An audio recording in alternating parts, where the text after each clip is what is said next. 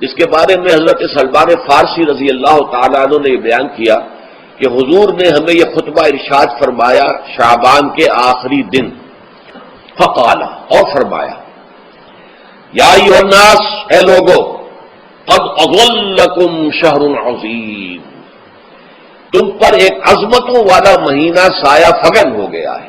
ظل کہتے ہیں سائے کو، اظلکم تم پر سایہ فگن ہو گیا ہے، ایک بہت عظمتوں والا مہینہ۔ اب دیکھیں یہ وہی ہے بات جو انگریزی کے محاورے میں ہے کہ coming events cast their shadows before, آنے والے واقعات کا ایک سایہ سا پہلے سے پڑ جاتا ہے۔ تو ابھی مہینہ شروع نہیں ہوا رمضان مبارک کا، لیکن وہ آیا چاہتا ہے، تو گویا کہ اس کا ایک سایہ پہلے آ گیا ہے، جس کو حضور فرما رہے ہیں کہ تم پر سایہ کر لیا ہے ایک ایسے مہینے میں کہ جو بہت عظمتوں والا ہے۔ شہر مبارک، وہ مہینہ بہت برکتوں والا ہے۔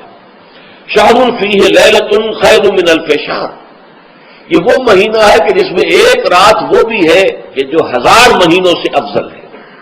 اور یہ ظاہر بات ہے قرآن مجید کی صورت ہے مکمل، انا انزلناہ فی لیلۃ القدر وما ادراک ما لیلۃ القدر لیلۃ القدر خیر من الف شہر، اس کی طرف اشارہ ہے۔ اب اس کے بعد جو جملہ ہے جعل اللہ صیامہ فریضۃ، اللہ نے اس مہینے کا روزہ رکھنا فرض قرار دے دیا ہے۔ وہ قیام اللیلہ، ایک تو قیام اللیل کے لفظ پر غور کیجیے، اور اس کی راتوں کے دوران کھڑے رہنے کو تطوعاً آزاد مرضی پر چھوڑ دیا ہے۔ کتب علیکم الصیام کما کتب علی الذین من قبلکم لعلکم تتقون، تاکہ تمہارے اندر تقوی پیدا ہو جائے۔ اب یہ ہے حکمت صوم کی پہلی آیت۔ تقوی کسے کہتے ہیں؟ بچنا۔ کس چیز سے بچنا؟ اللہ نے جو چیزیں حرام کی ان سے بچنا، اللہ کے احکام کو توڑنے سے بچنا۔ جب رمضان کا مہینہ وہ ہے کہ جس میں قرآن نازل کیا گیا، اب جو شخص بھی اس مہینے کو پائے اس پر لازم ہے کہ اس کے روزے رکھے۔ ہاں، من کان مریضا او علی سفر، جو شخص ہو مریض، بیمار ہو یا سفر پر ہو، فعدۃ من ایام اخر، تو وہ تعداد پوری کر لے دوسرے دنوں میں۔ یرید اللہ بکم اليسر ولا یرید بکم العسر، اللہ تمہارے ساتھ آسانی چاہتا ہے، سختی نہیں چاہتا۔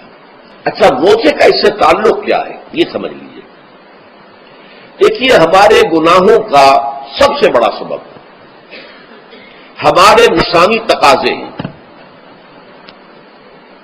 ہم ایک حیوان بھی ہیں، اور حیوان سے بڑھ کر بھی کچھ ہے، وہ میں بعد میں عرض کروں گا، لیکن حیوان تو ہے۔ جیسے ہر حیوان کو کچھ خوراک کی ضرورت ہے، ہمیں بھی ضرورت ہے۔ ہر حیوان کو بقائے نسل کا معاملہ جنسی ہے، وہ ہمارا بھی ہے۔ ہر حیوان کو کوئی نہ کوئی سر چھپانے کی جگہ چاہیے، کوئی گھونسلہ ہو، کوئی کھو ہو، کوئی بل ہو، کچھ بھی ہو، کچھ چاہیے آتے۔ اسی طریقے سے ہمارے سارے تقاضے ہیں۔ حیوانات کو بھی آرام چاہیے، ہمیں بھی آرام چاہیے۔ یہ حیوانی تقاضے جو ہیں، جن کو ہم کہیں گے اینیمل انسٹنکٹس، ہمارے وجود کے اندر ہیں یہ، اور ان کا تقاضا ہمارے اندر سے ابھرتا ہے۔ یہ جو کیفیت انسان کی ہے، اس کے لیے ایک مشق جو ہے وہ روزہ فراہم کرتا ہے۔ روزے کے آپ نے 12، 13، 14 گھنٹے کا بھی روزہ ہوتا ہے، بعض جگہوں پر 16، 17 گھنٹے کا روزہ ہوتا ہے۔ اس عرصے میں آپ اپنے نفس کو حلال چیزوں سے بھی روکے رکھتے ہیں۔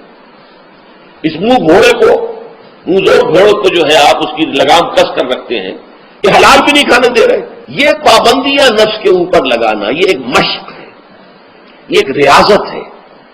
اس ریاضت کا حاصل یہ ہونا چاہیے کہ انسان بقیہ 11 مہینوں میں اپنے آپ کو حرام سے تو بچائے نا۔ یہاں وہ حلال سے رکا ہوا ہے اللہ کے حکم سے، کہ حلال چیز بھی نہیں کھا رہا، دن بھر نہیں پی رہا، دن بھر نہیں اپنی کوئی شہوت پوری کر رہا، دن بھر حلال ذرائع سے بھی، تو اس سے اس کے اندر یہ ایک، اس کو ہم کہیں گے سیلف کنٹرول پیدا ہو جائے، اپنے نفس کو قابو میں کر لے۔ یہ گویا کہ اس کا سب سے پہلا اس روزے کی ریاضت، روزے کی مشق کے حوالے سے یہ اس کی حکمت ہوئی کہ اس سے کے ذریعے سے انسان میں سیلف کنٹرول پیدا ہونا، ضبط نفس۔ شہر رمضان الذی انزل فیہ القرآن ھدی للناس وبینات من الھدی والفرقان، یہ قرآن کیا ہے، کیا بنا کر نازل کیا گیا؟ یہ حال ہے یہ لوگوں کے لیے، پوری نوع انسانی کے لیے ہدایت ہے، اور یہ ہدایت بینات کی شکل میں آئی، واضح تعلیمات جن میں کوئی شک و شبہ کی گنجائش نہیں، از خود روشن۔ بینہ اسے کہتے ہیں وہ شے جو از خود روشن ہو، جس کو ہم کہتے ہیں کہ آفتاب آمد، دلیل آفتاب۔ جب سورج طلوع ہو گیا تو اپنے وجود پر وہ خود دلیل ہے، اسے کسی اور دلیل سے ثابت کرنے کی ضرورت نہیں ہے، از خود واضح۔ تو بینات من الہدیٰ، جو قرآن کی بنیادی ہدایت ہے وہ بینات پر مشتمل ہے، واضح چیز ہے، جو انسان کے لیے، اس کی فطرت کے لیے جانی پہچانی چیزیں ہیں۔ یہ کوئی باہر کی چیز نہیں آ رہی ہے، اس کے قلب کی گہرائیوں کے اندر یہ سب کچھ موجود ہے، اور اس کی گواہی اس کے قلب کی گہرائیوں سے نکلتی ہے۔ جہاں دیکھنا تقریر کی لذت کے جو اس نے کہا، میں نے یہ جانا کہ کوئی یہی میرے دل میں ہے، اس نے تو میرے اپنی فطرت کی ترجمانی کی ہے۔